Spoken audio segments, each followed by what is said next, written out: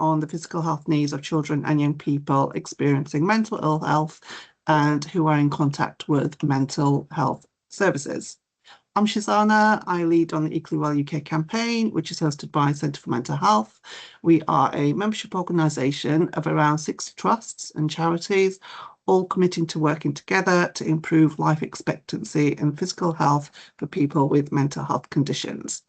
We're supported by an advisory group of clinical practitioners, researchers from the field, and people with lived experience who inform our work at every stage. So here's just a sample of some of the work we have done in the past. We've worked with NHS England and some of the research projects that we've done. Just for the sake of timekeeping, I'm not going to run through them all, as you'll all be getting a copy of these slides afterwards. And this is how we go about doing our work. So our 4 priority areas are at the heart of the work we do, and that's promoting equitable access, employing co-production, influencing policies, and supporting our members. So sorry to whiz through these, but if anybody would like to get in touch and find out more about Equally Well, and if you're interested in working with us at becoming a member, then this is my email address. Please do reach out, and I'll also share this in the chat. So I'm going to stop sharing my slides. And that's it from me. So I'd like to welcome Professor Pratibha Chitsabesan and Karina Andrews, who will be reading the rest of today's session. So Karina and Pratibha, over to you. Thank you, Shizana, and afternoon, everyone, and welcome to this session. Hopefully everyone's got their refreshments and lunch with them. So really delighted to be co-chairing this. So my name is Pratibha Chitsabesan. I'm a consultant child psychiatrist and the National Clinical Director for Children's Mental Health at NHS England. And I think, Karina, I'm going to hand over to you because you're going to introduce yourself and probably have some personal reflections around your journey. Good afternoon, everybody. I am Karina Andrews. You're soon known by from my accent that I'm based in Bristol. I use my lived experience within quite a few different roles, advisory panels, a member of Equally Well, but also as a researcher. And today I was interested in joining this. Someone's not on mute. If somebody could mute themselves, that'd be great. And just say that my annoying voice is go in instead. I was particularly interested in this group because I have lived experience of severe mental illness. I'm going to share a little story. I was an inpatient in a psychiatric hospital and was starting medication, started antipsychotics, and felt that I wasn't hugely a part of that conversation about which kind of antipsychotics to start and what that meant and what maybe the side effects were. After my hospital stay, I received a discharge letter, and in that discharge letter, I remember it saying that I had put on a significant amount of weight during my stay in hospital, and was now classed as morbidly obese. But kind of read it and thought, oh dear, probably should eat better. Maybe now that I'm out of hospital, I can start the things I enjoy again, like walking and swimming. Didn't really have any further conversation about my physical health or how my mental health had affected my physical health. So I did notice that it was hard to get rid of the weight I gained, even though I felt I was trying quite hard with it. And then I had a serious mental illness physical health review at my GP surgery, which I now have yearly. Yeah, we had some conversations about it there. And I requested to be referred to a dietitian because I couldn't get rid of this needing food all the time, really feeling really hungry all the time, or needing the food for energy. And during that conversation, I was referred to a dietitian, which I was quite excited about. I mean, I was also a young carer growing up, so my mum was poorly herself, and I didn't really learn about kind of cooking and nutrition and food from my parents. And it's not a subject I took in school, so I was excited about that. But what I found, though I did learn a lot from her, what I found was there wasn't this connection between my mental health and my physical health. So the idea that the antipsychotics I was on could be impacting these kind of feeling hungry all the time, having fatigue, and likewise that my mental health was still taking a toll and was exhausting in itself, and how I would manage that and manage my physical health. And that there wasn't much of a conversation about what the risks were and what kind of what I could do to manage those risks. I kind of knew generally about having excess weight isn't good for you, but yeah, didn't manage to have that kind of solid conversation and that planning of like what next. So I think it's really important that we're starting to like have these conversations about how our mental health affects our physical health, and how our physical health affects our mental health, and how we can start to support them both as a whole. So yeah, really excited to be here, and excited to I'll be a part of the psychometric breakout room, because that's a project I've been working on for a while now, and love. So I'll be a part of that group, but I will also be happy to kind of answer any questions later on in the session as well. But that's me. Thank you, Karina. I think so powerful to hear your personal story. And I think people with lived experience who've joined the call, but actually our clinicians will find some of the kind of challenges that you've raised really resonates with what's currently happening in clinical practice. But what's exciting, some of the points that you've raised, I think will be picked up by some of the workshops. So that kind of move to more integrated working to think about physical health, but also the opportunities that we have around, medication, prescribing, what we do around inpatient services. So I'm really excited when we move into the kind of workshop discussion. But I do want to just pick up on some of the points that you've made, and probably to kind of re-emphasize these with colleagues on the call about the case for change. So Shizana, is it easier for me to share my slides, or did you want to? Brilliant. Can everybody see that? You can see that? Yes. Yeah. Brilliant. So if we move on to the next slide, we know that many young people that develop first episode psychosis, the peak incidence is in adolescence.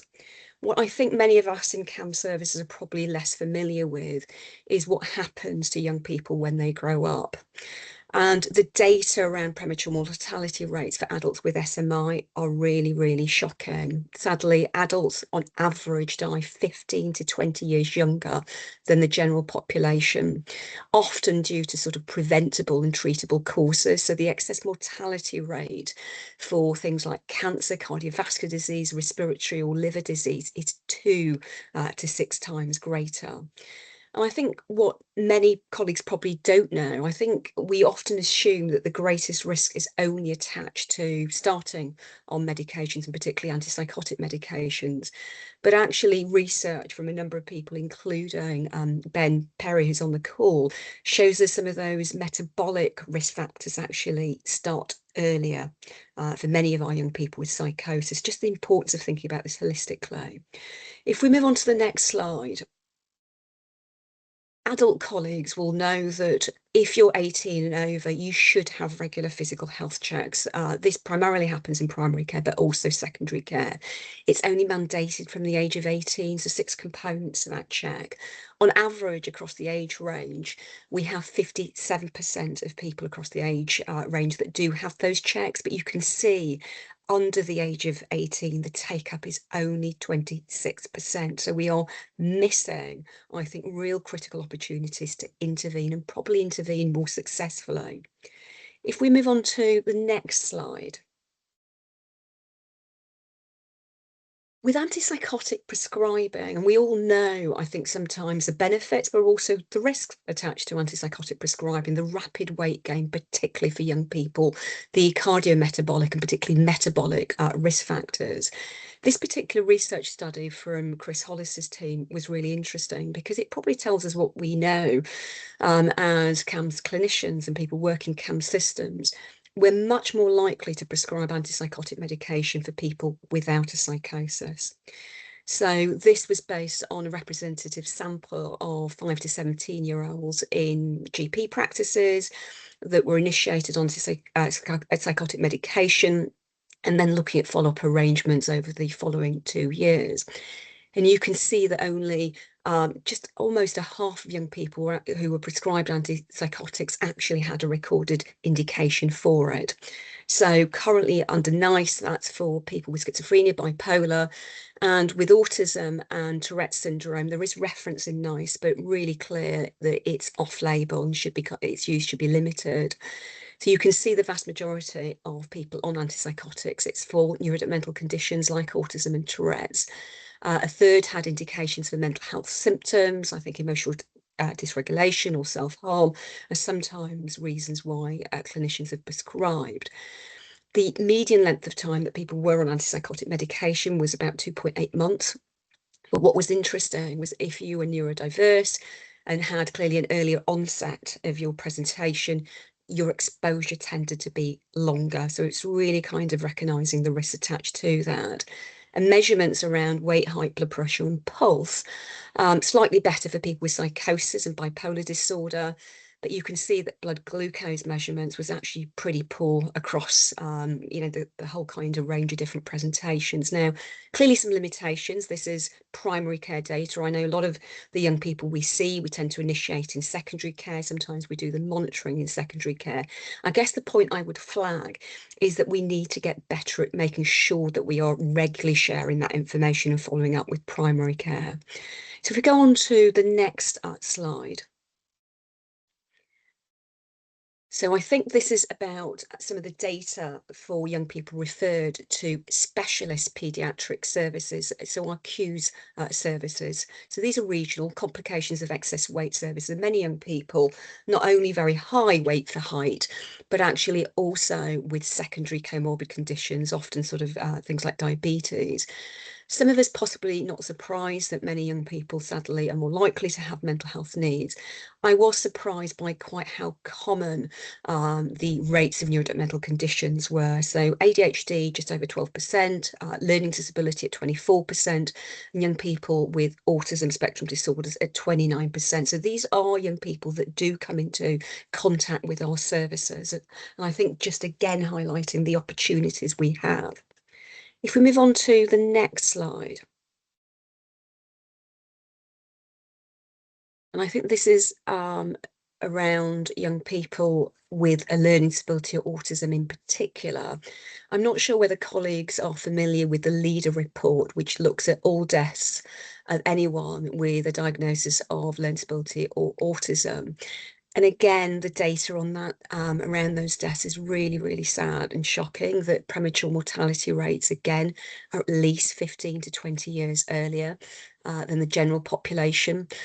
And what we know is that if you've got a learning disability in particular, you're much more likely to have additional physical health needs. You're much more likely to be on multiple types of medications. What is positive is those annual health checks, and there is an expectation that anyone with a diagnosis of LD is on that GP register. The checks actually start from the age of 14, so you can see the take up of the checks is a lot better at 60%. What NHS England are doing is that they've added autism as a diagnosis to be on that register, so it opens up scope for a number of our young people. And we're piloting doing much more sort of joint health checks as well, so young people and adults are not having to be on multiple different registers, having different types of checks. What I thought was really interesting, and I think this will play through some of the workshops, was really, I think, the challenges that young people and families face. So lack of maybe shared information, poor monitoring of medication, lack of involvement of families in care planning, and really the importance, as we've said, of advocating for our young people to be on those registers, having those checks, really the importance of advanced care planning, having a lead health professional, and then really thinking about transition to adult services. So the final slide before we start to introduce colleagues to the workshop, so the next slide, is just to talk about the opportunities.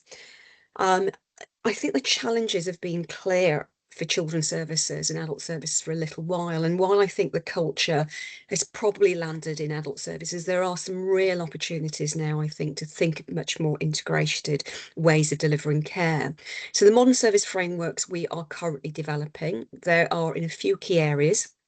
They will set the ambition for providers and ICBs over the next 10 years. And we've got one in severe mental illness, which will reach down to the age of 14. We've also got one around children and young people, which is the whole of children's health. And I think for both of those, there will be a strong emphasis on integrated care, so physical and mental health.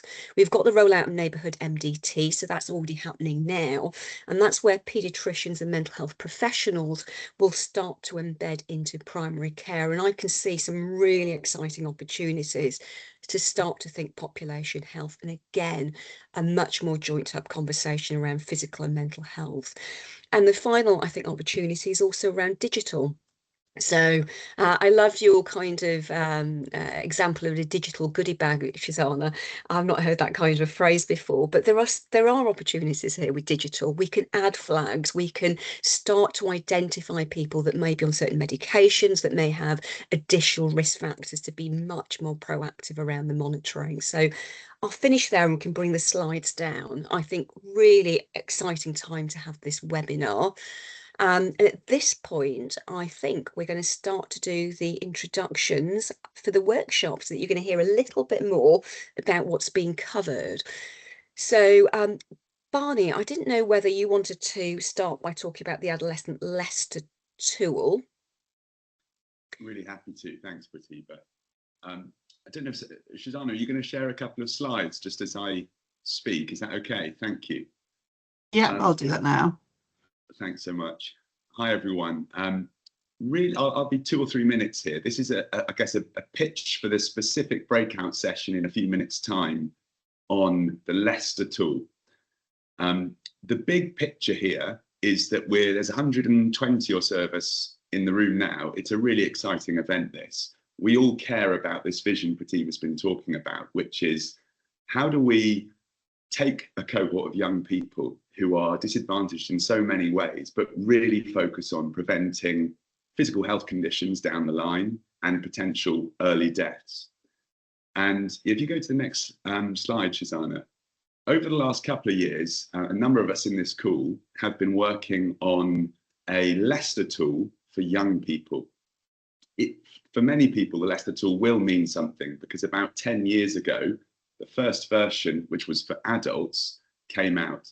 And the idea was this was a simple, visually compelling tool to do more than just screening some of these physical health parameters for adults with psychosis, but to actually get in there quickly and do something to shift the game and to change the game for people as early as possible. As Pratibha's touched on, we had a look at the landscape for kids, for young people, and there was nothing out there. There was no appropriate tool, yet we know we need one, because psychosis starts early. It's most commonly starting in adolescence. Coming from Ben Perry's work, we understand this idea that independent of starting a potential medication, there are changes happening metabolically anyway. There are different side effect profiles when we do use such medicines, and tens of thousands of prescriptions are being made in CAMS and early intervention services every year. So we need to get on top of this. It is an important problem. If we just go one more, won't go into the depths here, but that is I guess the headline tool. That's the traffic light, the red, amber, green system that says, okay, according to those 6 big domains that are actually in the physical health check. So smoking, healthy behaviors, BMI and weight, blood pressure, glucose and lipids. How do we know there's a problem if you're in the red zone? What can we do about it between primary care and secondary care, if that's CAMS or pediatrics? And how do we know when we're back on track in the green zone? So one more, please, Shazana. And I guess if you come along in a few minutes' time, we will hear some personal story here, but we won't speak for long. We've shared a lot of the content. We'll share a little bit more about the tool, but really this is about throwing it out there to you in its rawness. This is not, we've launched a good tool here with good endorsement from Royal Colleges, but the implementation and uptake and the awareness isn't massive yet. And we'd love to hear about your awareness, any case studies that you've got of this tool being used or where it could be used, as well as the barriers to it and what we can do together going forward. So if you're interested in that and the bigger picture that it opens up beyond psychosis of really getting in there early for young people and shifting the game in terms of comorbidity and early mortality, then please come along. Thank you. Brilliant. Thank you so much, Barney. And I think you've made the important point around the workshops. So this is also meant to, I guess, ask colleagues who've joined us about their views. What are the challenges? What are the things that will make a difference in supporting implementation? So we do want to try and ensure the workshops are interactive. So I think our next workshop pitch is going to be Ben. I think you're going to be talking about Symmetric. Yes, thanks, Patiba. Yes, so I'm Ben Perry. I'm a psychiatrist working in psychosis early intervention and a researcher at University of Birmingham. So in co-leading my session will be Karina, who's already introduced herself. So I'm going to talk, I don't have slides for this bit, so I'll just give you a verbal pitch. So Symmetric is a project. It started off just as a research project that I've been working on since about 2017. But before that, my background was in sort of data science and epidemiology, and I just wanted to use those skills that I developed to translate into something that could be used meaningfully in practice to improve physical health outcomes and how we prevent poor physical health outcomes. And that's where Symmetric came about. So Symmetric is a prediction tool for short, medium and long-term physical health outcomes in early psychosis, young people with early psychosis, based on the understanding that the general population-based tools that we have, like QRIS, QDiabetes, just are not suitable for people with severe mental illness, let alone young people with earlier forms of mental disorders. They massively underpredict the risk, and that leads to missed opportunities for prevention. Over the years that we've been working on Symmetric, we've been working with Centre for Mental Health and the McPinn Foundation, and lived experience involvement has been a really central piece of the Symmetric jigsaw puzzle. We have now, since earlier this year, developed Symmetric into a web-based tool. We focused a lot on how risk is communicated in a way that is understandable to both clinician and young person, towards shared decision making and better opportunities for prevention. Symmetric is now the first prediction tool in psychiatry to be available for routine use. So we have regulatory approval from the MHRA, and I think, well, I guess I'll be preaching to the choir with the audience here, but I mean, I just think it's so important that the first prediction tool in psychiatry is a physical health one. So what we're going to do in our session, so I'm going to talk you through a little bit about how Symmetric works and where it came from. I'm going to sort of show you how the tool works, and then what we're going to do is we're going to use a general population based tool to calculate a sort of a mock patient's risk score. Then we'll use Symmetric, and then we'll compare and contrast them And then we'd really like to open up for reflections for how we may go to the next step, which is on implementation and making sure that when we do implement Symetric, it is used in the most impactful way and contributes to positive change without negative potential consequences. So yeah, really excited to lead that session with Karina. Brilliant, Ben, and congratulations on getting regulatory approval. That is such good news. And I think just re-emphasising the point that many of the tools out there are have not been developed for an SMI or a population with mental health needs, and particularly for young people. So the challenges around Q risk scores. So it's fantastic. We've now got two tools for young people, both adolescent Leicester and Symetric, which is brilliant. So I think at this point, I'm going to introduce our next workshop lead. So I think, Rebecca, are you going to tell us a little bit about your inpatient workshop? Yes, so hello everyone. It's an absolute pleasure to contribute to this event and just be part of a group of so many people champion young people's physical and mental health. Sometimes I do feel like I'm just standing screaming from the rooftops, and there's not as much focus being done in this area. So I think it's amazing to see how many people have joined and all the important work that's being done. So I'm Dr. Rebecca Carney. I'm a research fellow based at a youth mental health research unit in Greater Manchester. I'm a lead for the physical health research in our unit, and I'm really passionate about doing work which focuses on improving physical health outcomes for young people with mental health difficulties, and in particular using physical health interventions both in inpatient settings and the community. I will be co-leading the inpatient CAMS breakout session with Dr. Imran. And if you come along to our session, the focus is going to be on physical health in CAMS inpatient services in particular. And we're going to be sharing some insights from some of the research that we've been doing over the last 6-7 years. So we've done lots of qualitative work, lots of quantitative, lots of work with people who've had their own lived experience. And we'll predominantly be focusing on the last study that we've done, which was a longitudinal study called Why Health, where we tracked young people's physical health over the course of 6 months. We'll present some of the findings, why it's so important, and discuss what this means in practice, but then really hand it back over to you to kind of see what you're using, your experiences and perspectives to get some ideas on how we can really champion young people's physical health in these settings. So yeah, Sherman, I don't know if you wanted to say anything. Sorry, unmuted now. No, I think you presented it very well. I was just going to say that I think it's really complements what we are trying to describe here today and the study we are able to share. And we are really hoping to have some conversations with lots of colleagues present here today around their experience, but also challenges and what good might look like for you, because it wouldn't be a one fit sort of, one solution fitting everybody here anyway. We're hoping to sort of, actually learn from you today as well as sharing our findings with you. So yeah, looking forward to the webinar. But thank you, Becky. Brilliant. Thank you, Rebecca and Sherman. And I know that you presented at the CHAR faculty conference last year, didn't you? And I think the data around at the end of inpatient admissions, the numbers of children that are clinically excess weight is really quite shocking. So the work that many colleagues have been supporting with is a shift, I think, in our model for specialised services. So the opportunities that we have as well. So that's brilliant. And then finally, I think, Rachel, you and Gillian are going to be telling us a little bit about the psychotropic medication audit and quality improvement work that's been running for the last few years. So over to you. Thanks, Pratibha. Yes, hi, really glad to be here. Welcome, everyone.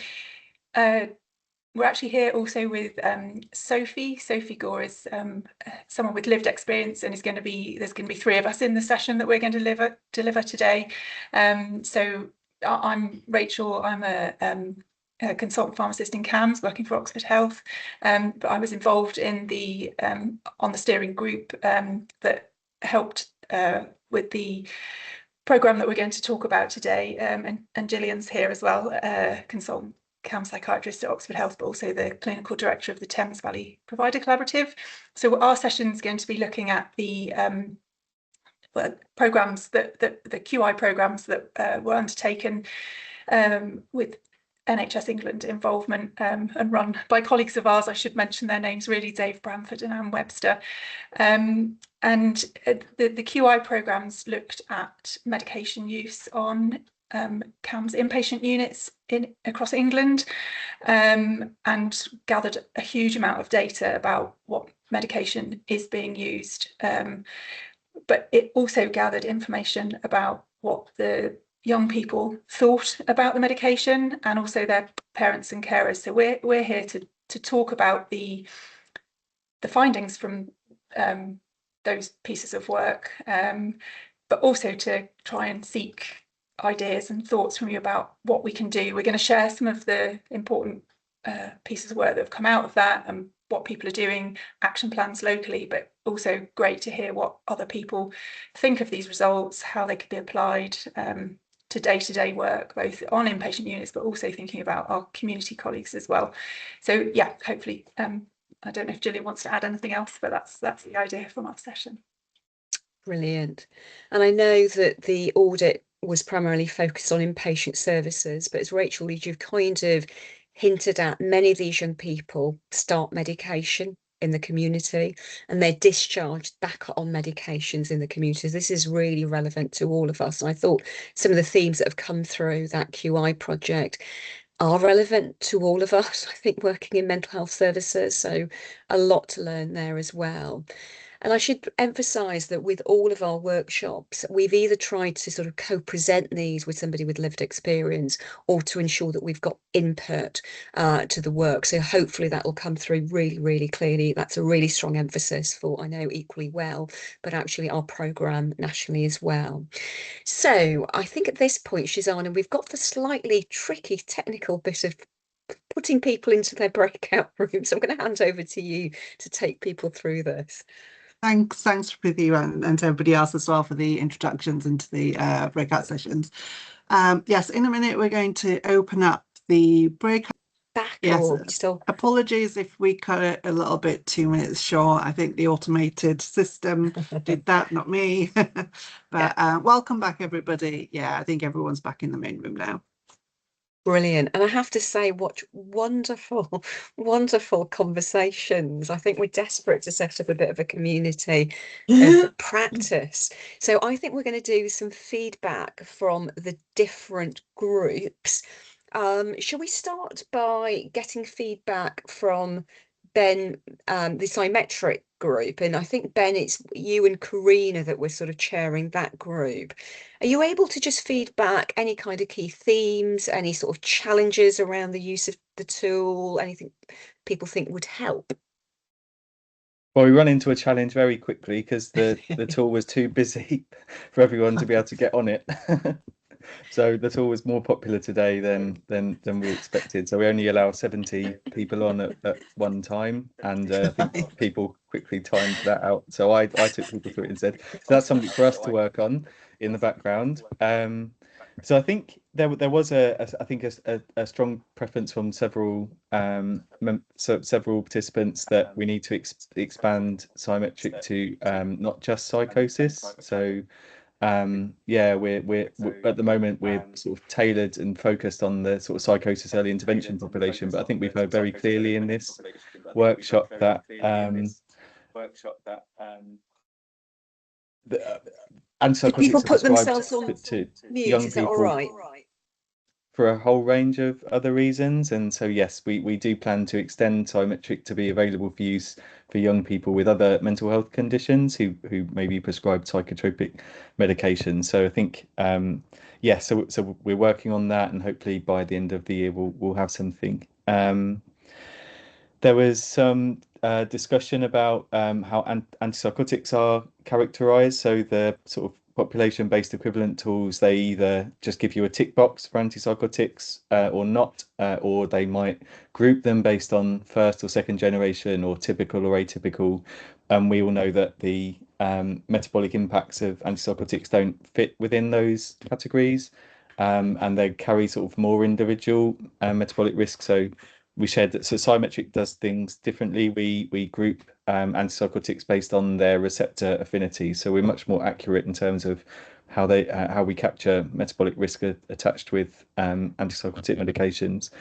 And then there was a really interesting point that was raised on risk communication. Karina, do you want to feedback on that one?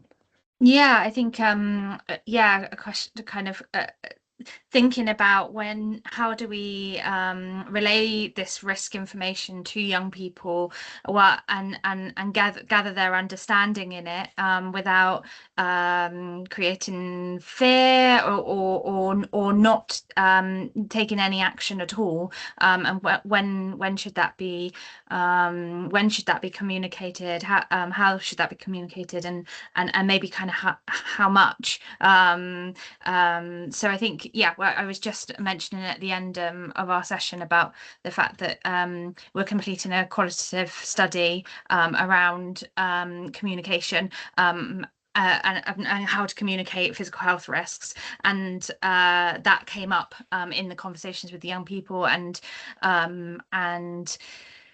maybe that not having a very clear definition of exactly when or exactly how, but really kind of yeah, spending time with the young people and exploring where they're at with it, but this importance of having this information, so not leaving it too late into their journey when they have a huge risk that maybe feels more overwhelming than during the beginning of their journey. So yeah, interesting conversations. Brilliant points, fantastic. Thank you for sharing those. I wonder whether we will have time for Q&A, and people might have specific questions to follow up with you both. Can I now introduce feedback from, I think, our inpatient group? So that is Sherman and Rebecca. Any kind of key points? Sure, I think, yeah, I think, Becca, you are able to join as well. I can't see you, but you're here somewhere, I'm sure. So I think you can hear me okay? Is that all right? Yeah. Yeah, Yeah. brilliant. Okay. So I think very interesting debate, I think, or I suppose conversation in a way, and some interesting ideas that came up. We were focusing on the inpatient, obviously, a part of the journey of the young people, and that's what our research was based on, but people thought very nicely across the board as well. Starting from the inpatient, I think some of the key things that came up was a kind of focus on risk management in services in the inpatient, and probably increasingly so as the sort of inpatient admissions change a little bit, and we have probably more, relatively more alternative to inpatient admissions. And nowadays we see that people who end up in inpatient admissions probably are a little bit more unwell at that point as well. And also the length of stay tends to be a little bit shorter as well. So people were thinking about the focus on the risk management and assessment may mean sometimes that there's lots of limitations put across, which inhibit sort of, kind of any enablers to do with going out or engaging in physical health activities, even inside the building or just in the sort of, kind of surrounding areas as well. So people were talking rightly about how that balance can be shifted as well. We were talking about most organizations have policies around positive risk management, but the leadership, the confidence, the culture change that is required with it. Another interesting thing I think that came about that also is very indicative of how things are changing in the inpatient services are you're more likely now to have inpatient services which have a host of or a mixture of difficulties that young people present as well.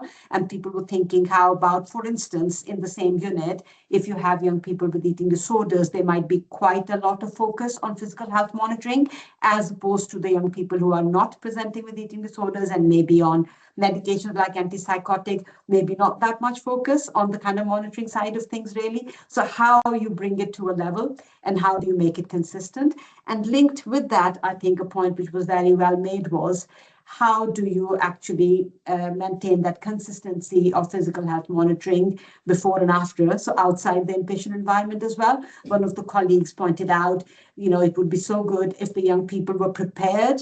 So similar sort of monitoring was happening in the community before they had the inpatient, so it didn't come as a shock, it didn't come as a surprise, and they weren't struggling then to manage those expectations when they are quite unwell as well. Suddenly all these blood tests, all these physical health monitorings, because they were already primed for it, as it were, and they were already happening in the community as well, which doesn't seem to be the case consistently at this point in time.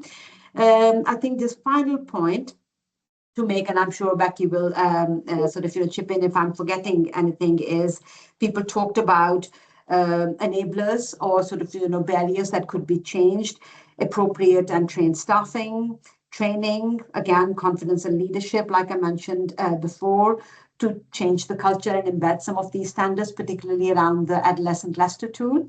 Becky, do you think I've missed any particular point or theme that was raised? Yeah, I don't think you've missed anything. I think just for me, one of the things that came out of the discussion was that it's, you know, it's not necessarily rocket science. Like, these are basic human needs that everybody should be having access to outdoor space, you know, as long as, going back to the level of risk, you know, that it can be managed. You know, everyone should be accessing outdoor areas. There should be the basic human needs to you know, being addressed in terms of activity levels. And yeah, it's not doesn't feel like it's rocket science. It doesn't feel like it should need big policy shifts and culture shifts, but unfortunately this is the position that we're in, isn't it, really? And then the level of risk as well, like actually causing risk by avoiding the risk. So you're causing more risk to a young person long term by minimizing the risk of I don't know, we were discussing risks of like self-harm and absconding and stuff, but in the long run you're causing more risk and more iatrogenic harm. So yeah, but it was a really interesting discussion as well. No, I completely agree. I think that balance that people were talking about of the risk management that is then linked with restrictive practice being a little bit more sort of predominant in the inpatient setting clearly came across, isn't it? Yeah, the whole system around the young person. Yeah. Brilliant. I mean, there's so many themes there, the kind of continuity of care, how we kind of talk about risk and managing and balancing risk. So colleagues on the call might be aware that we are changing our model around specialised services, so it's not just inpatient focused, but you're absolutely right. You know, what are sort of basic human needs? We need to have environments that support dignity, agency, recovery, and choice as well. I'm not sure that we currently provide that in all of our settings. So fabulous kind of conversations. Thank you. Let me bring us on to our next group. And I know the audit started off in inpatient services, but has so many implications for community prescribing and practice. So I think it's Rachel, you're going to sort of feedback possibly with Sophie. Yeah, that's right. Yeah. Thanks, Pratibha. Yeah, so kind of some similar themes that have already been mentioned, actually. Thinking about when and how to talk about medication, especially around the potential risks, and what is the best time. So what's, you know, when someone comes onto an inpatient unit, they're very unwell, that might not be the right time, but absolutely making sure that we kind of come back and revisit that at an appropriate point. And how do we do that? Yeah, so that was sort of similar to Ben and Karina, actually. And one idea about having maybe a medication passport. Obviously, there are maybe kind of pros and cons to that. Things might go out of date, but maybe something that somebody can hold. Thinking about whether they can include some of their thoughts and wishes about medication, at least, even if it's not a sort of list of the medicines they're on, but just their experience. And rather than having to reshare that every time they kind of come in and out and sort of speak to different clinicians. But the feeling was, if there was something like that, it would need to be sort of nationally driven. So there's a sort of similar template or something that's kind of recognised, that's used. Also having information about medications in lots of different formats, like it's not just about giving people leaflets. And so some examples were shared, which hopefully we can kind of share around, but some websites and like places where some good videos about medication was mentioned by someone in our group. And then finally, one of the notes I've got here was around so use of the wider MDT in supporting the young person was obviously a theme, and sort of people have actioned some of that in their QI work since this programme of work and the results.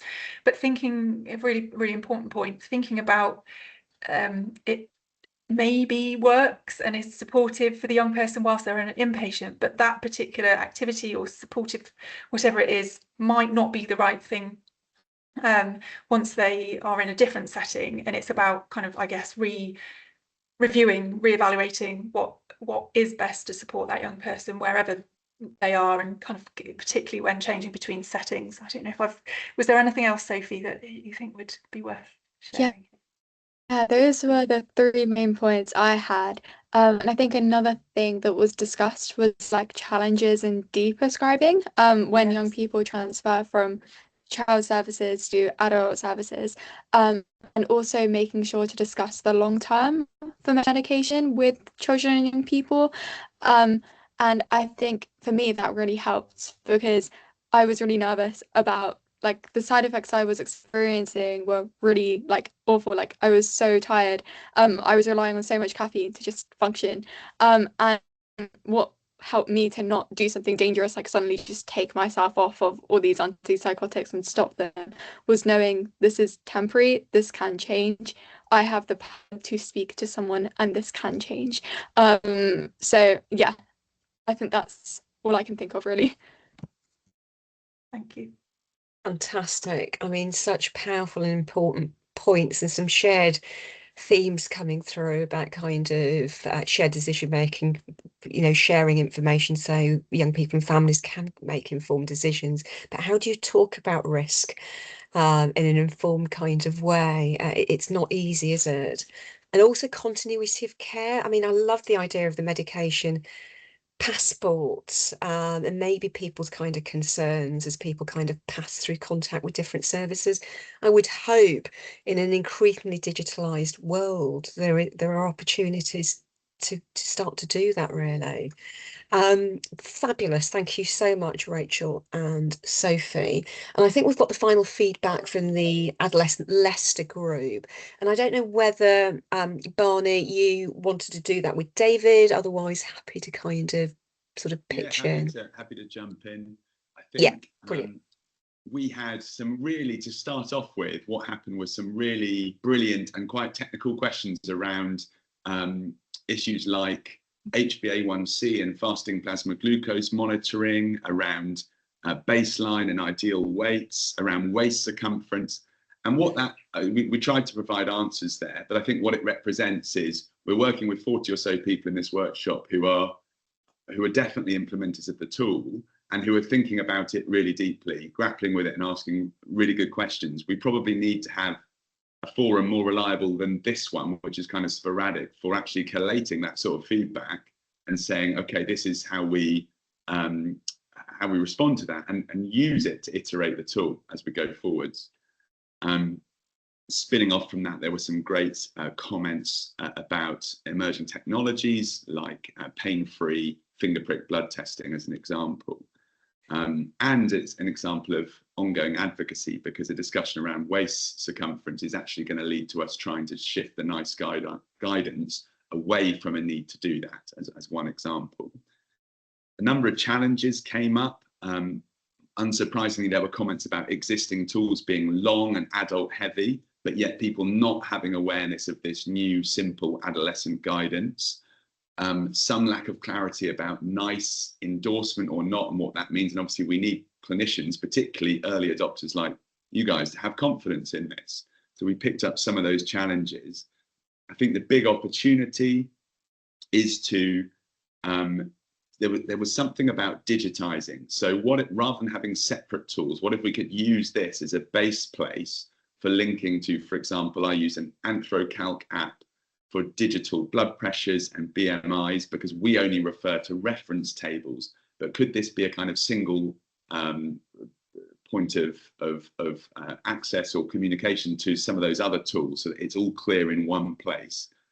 So opportunity to digitize, and definitely the opportunity to expand beyond psychosis and even beyond antipsychotic prescribing into best screening and intervention for children and young people with all sorts of mental disorders and neurodevelopmental disorders.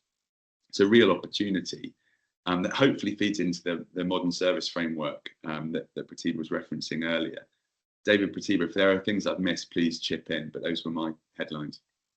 No, I thought that was brilliant. And I think what was just fabulous was just hearing people that are doing really innovative things on the ground or implementing things. I think there is so much that we can kind of share around some of those innovations, including sort of digitalizing or using digital tech. We were talking about the fact that actually this is happening in adult and physical health services, yet we need to kind of bring it into our populations more, given the risk of health inequalities.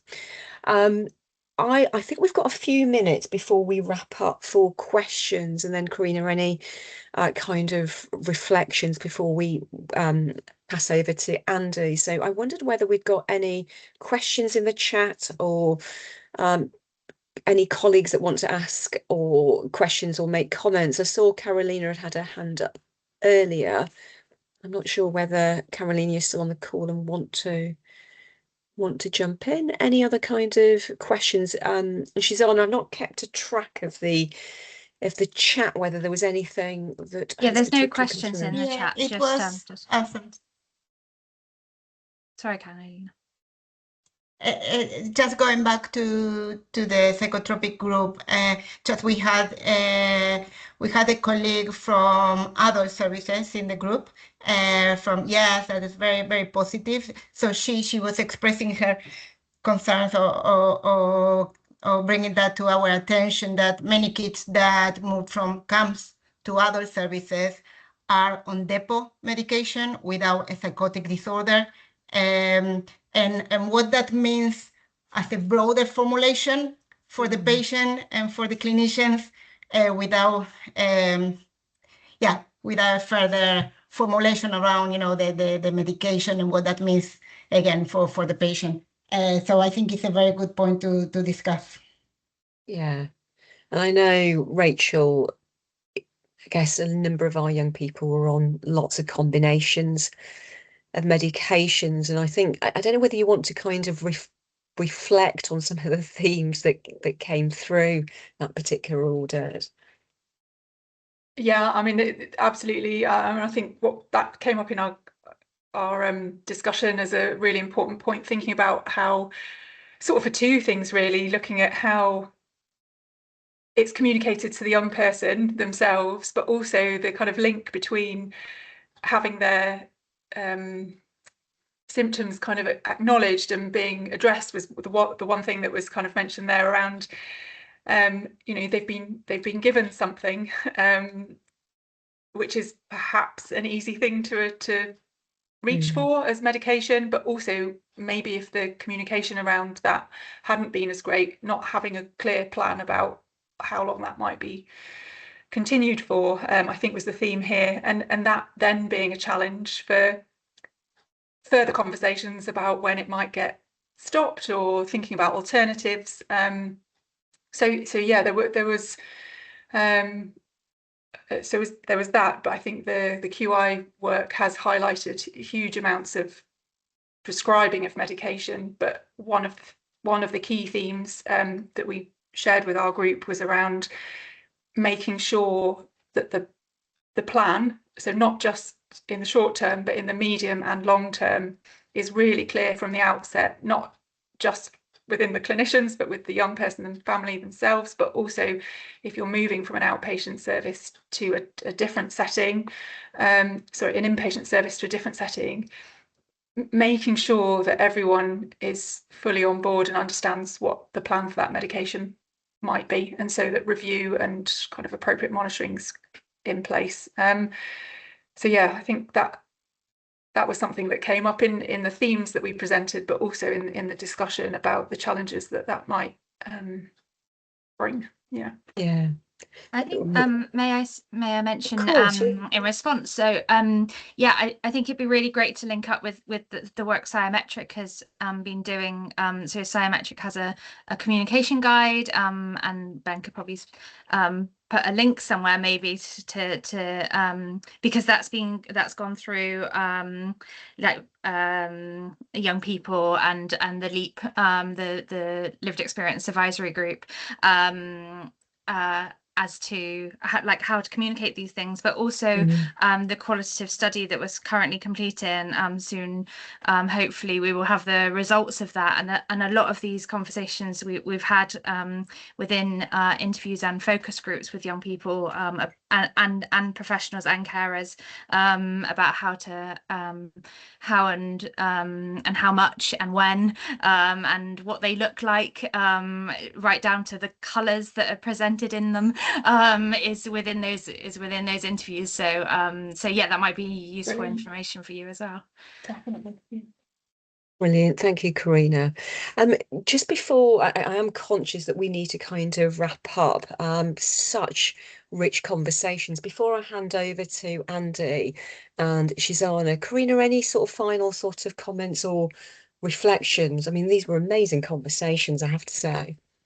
Yeah, I'm not great at this, like collecting all the thoughts. I think in like a week's time, I'll be sat on the toilet and think, oh, that's really great, that conversation. I wonder if that connects with that and that connects with that. But what I really, what really showed to me was the number of people coming into the room. I think that really excited me, of this, like, knowing that this is important and that there's people kind of fighting for young people's needs, particularly those that are most kind of vulnerable or most suffering with their mental health. So I think that was really reassuring. And I think what's really great also is this idea of like connecting. And someone mentioned earlier, I've forgotten his name already, and there's 6 pages to go through to find you, but you mentioned having another forum of these conversations. And I think that's what it sounds like. There's lots of pockets of really great work. So how do we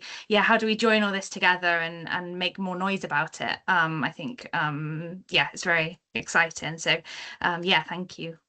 Thanks, Karina. I think you kind of summed up all of our thinking. These are so exciting to have these conversations with people who are interested, who are excited, who are doing things. So I know that one of the things we'll think about is to kind of widen that community of practice. I think the view is that we do need to kind of grow the culture shift happening in children's mental health services. We might be talking to the converted on this particular call. So I think we're definitely up for a bigger kind of, challenge of making a wider children's mental health colleagues really understand the importance of thinking about physical health. I do think outcomes for adults are going to be more strongly influenced by what we do for young people in contact with our services than waiting. Opportunities, I think, as I mentioned through the modern service frameworks, such a strong emphasis, I think, on physical health, not just mental health needs, our neighbourhood teams, and conversations about digitalising some of our interventions. So Ben Psychmetric, Barney, I was so conscious that you were mentioning an app. Colleagues in our call, we're already starting to talk about digital kind of apps and technology as well. So I think that provides us a really important opportunity. But the other, I think, kind of key points were, how do we support shared decision making in a really informed way? And I think there is a lot more that we need to do in this particular area, and I think that's come through a lot of the comments that people have made. David started, who's a father of a young person who's now 50, was really sort of saying those conversations weren't there at the beginning to be able to support informed decision making. So we've really got to be able to think how we strengthen that, and the opportunities, I think, to work collaboratively. We can't do this alone in children's mental health. So I think there are exciting opportunities with primary care, but our acute care colleagues as well. And we've got to just think through the MSFs and the neighbourhood MDTs to take those forwards. And we definitely will do that in the national team. So huge thank you from me. I think this is so exciting and part of such an important conversation. But I'm going to hand over to, I think, both Andy to make some final comments, and I think Shizana to talk about next steps before we finish. Thanks very much, Pratibha, and thank you, everyone. And particular thanks to everyone who's given the time to this today. Really grateful for that. So I was asked to reflect. The best thing I can say is, wow, that was amazing. Thank you. you've all been brilliant. Every single one of the conversations I had a listening to was absolutely fascinating and brilliant. And so starting at the beginning, I think we have to remember that we are talking about a huge and egregious inequality in health. It's extraordinary, isn't it, that the inequalities between people with a severe mental illness and the rest of the population are most pronounced in your 20s and 30s. And we're seeing that connected with wider disadvantage. And I really heard about some of the kind of interactions with neurodivergence as well, which I think is interesting and not so well appreciated as it might be. And just the extraordinary low provision of physical health checks. If we talk about uptake, we make it about people not taking something up, don't we? But you know, that poor provision of physical health checks for younger people really needs to be thought about very carefully. So let's look at the positives, and I've heard so many positives from this conversation. There's clearly something about the importance of good planning that involves people in making decisions about their own care and treatment, making choices in advance, good coordination, transitions to adult services. It's clear that there are the tools out there, but not everyone knows about them or knows how to use them or quite believes in them. So that's really interesting. That's a big challenge for us to think about. There's clearly something about adapting things made for adults to ensure they are relevant to children and young people. Being prepared to learn as new evidence comes along. The things we think are right now will turn out to be wrong in the future. So we need to be really flexible and adept at learning about what works and thinking particularly about families and social networks for children and young people. And then the setting things happening. Some of the things that we've heard about in inpatient services to me sound like pretty flagrant abuses of people's human rights, frankly. But it's also really important we have good physical health care there and that we think about community settings too. Sometimes community settings leave quite a lot to be desired.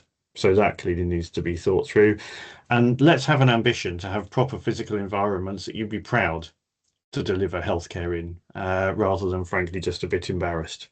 And where do we go from here? Wow. Well, Equally Well is all about creating connections to people who are passionate about physical health equality for people with a mental illness, to support system change, social change, policy change, and clinical change too. So we're here for that. We're here for the long journey, and we want to ensure that we can support improvement. There clearly are opportunities to do that. There are opportunities to innovate and be at the cutting edge of what's going on. I adore the idea of a community of practice. Let's just do it. And thank you. My biggest message today is thank you. I think there are 3 C's that I've come across: collective wisdom, compassion, and commitment. And thank you to everyone who has demonstrated that in what you're doing and giving us your time today. Shoshana. Thank you. Yeah, thank you. I mean, what a great session. I was popping in and out of each room as well, and some of the discussions were just brilliant. And what we'll do is pack all this up into some kind of summary or briefing and share these along with the slides at some point in the next few days, hopefully. So thank you everybody for coming and sparing your time, especially a big thank you to all our speakers and colleagues from the centre as well for supporting us today. I have included a little feedback form in the chat if people could just spare a few seconds just to kind of let us know what their thoughts were. Just help us to improve the way we deliver our webinars and look at what we can improve as well. If it's useful, we could look at kind of bringing, look at this topic in perhaps a year's time, bringing back some kind of key things